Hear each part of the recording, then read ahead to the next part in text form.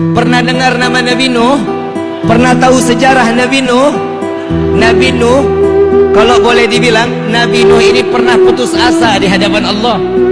Ya Allah, hamba sudah dakwah, hamba sudah mengajak umat untuk memeluk agamamu, diajarkan untuk sujud kepadamu, melainkan mereka menentangku, mereka menghinaku, kata Nabi Nuh. Maka dari itu ya Allah, terserah, turunkan bala, silahkan ya Rabb. Tuh, ditawari. Allah jawab, udah gak sanggup ya Nuh, udah gak kuat ya Allah, udah gak sanggup lagi ya Allah. Baik, jika engkau menginginkan aku turunkan bencana atau musibah, maka bangunlah perahu, buatlah bahtera, kata Allah.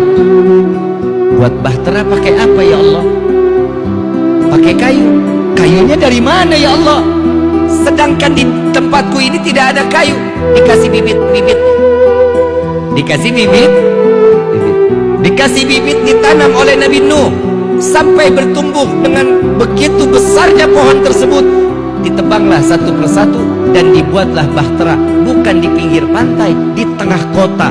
Makin umat Nabi Nuh mengatakan bahwa Nuh ini memang sudah gila. Kalau kita bikin perahu di pinggir pantai pada tengah kota, pinggir pantai biar dekat untuk ketemu air, ketemu airnya. Ini di tengah kota bikin bahtera. Akhirnya ini hamba Allah yang mereka yang sakit hati dengan Nabi Nuh, yang gak mau dengar dengan dakwahnya Nabi Nuh, mereka berbondong-bondong. Itu bahtera lantai 1 dibangun sudah hampir rapi, dia berbondong-bondong semuanya. Dia kalau mau buang hajat, buang air kecil, buang air besar, larinya di bahteranya Nabi Nuh. Gak mau di kamar mandinya mereka, enggak, maunya di bahtera Nabi Nuh. Dan tanpa disadari, saat bahtera lantai pertama selesai, Nabi Nuh mau lanjut lantai kedua, di bahtera lantai pertama ini sudah hampir penuh dengan kotoran manusia. Ujiannya Nabi berat apa enggak? Tapi Allah kasih solusi. Kita ujian baru corona kemarin sudah puyengnya luar biasa. Untung kiai di sini nggak ada yang minta ya Allah binasakan corona, tapi dipelihara akhirnya coronanya. Jadi duit sih, betul nggak? Sampai akhirnya ada di, kita singkat ceritanya, disingkat nih, kalau dipanjangin bisa sampai jam 4 pagi kita. Saat dimana Nabi Nuh ini kotoran sudah penuh, ada satu orang lumpuh, ada satu orang lumpuh keluar dari rumah. Ini kalau model punya tetangga kayak begini kita apain, kita nggak paham ini. Ada satu tetangga lumpuh, bencinya sama Nabi Nuh luar biasa pak, luar biasa bencinya sama Nabi Nuh. Saat-saat lagi dimana dibencinya Nabi Nuh, ini orang lumpuh begitu keluar digotong 3 orang, dipangkul 3 orang, ditanya, Tuhan mau kemana? Saya mau buang air besar, katanya. Mau buang air besar ke tempat bahteranya Nabi Nuh alaihissalatu wassalam. Udah lumpuh ngebenci Nabi. Kita punya tetangga begini nih, kira-kira kita apain ini tetangga? Sumpahin mati pastinya. Tapi Masya Allah Nabi Nuh nggak tahu-taunya.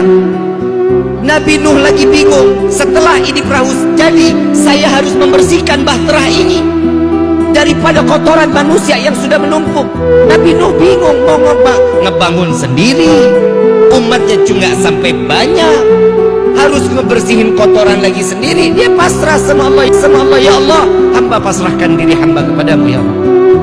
Subhanallah, ini orang lumpuh buang air sampai ke dalam, ditinggal sama yang gendong, pegangan tiang. Subhanallah, begitu selesai kepleset pak, kepleset sama kotorannya sendiri, jatuh terbalik, semuanya kotoran manusia dari ujung rambut sampai ujung. Wa subhanallah, bisa berdiri, lumpuhnya hilang, keluar dari bahtera Nabi dalam keadaan berdiri, berjalan. Lalu para tadi pemandunya ditanya, Tuhan kok bisa sembuh? Tadi perasaan digendong, kok keluar sekarang jalan? Saya nggak tahu ada apa di dalam ini. Ini kotoran, ternyata kotoran inilah yang bisa menyembuhkan saya. Memang dasar nggak punya akal. Allah balikan pikirannya, subhanallah, satu kampung ngerukin kotorannya sendiri. Sallu ala Nabi Muhammad. Masuk nggak di logika manusia? Masuk nggak ke logika manusia? Gak akan masuk. Yang kotorin dia, yang bersihin, mungkin apa enggak? Gak bakal mungkin. Tapi Allah sudah membalikan hati seseorang dengan penuh keyakinan. Orang tersebut yakin bahwa kotoran yang ada di dalam kapal Nabi Nuh itu yang dapat menyembuhkan penyakit. Sampai kalau kita bilang kinclong lagi,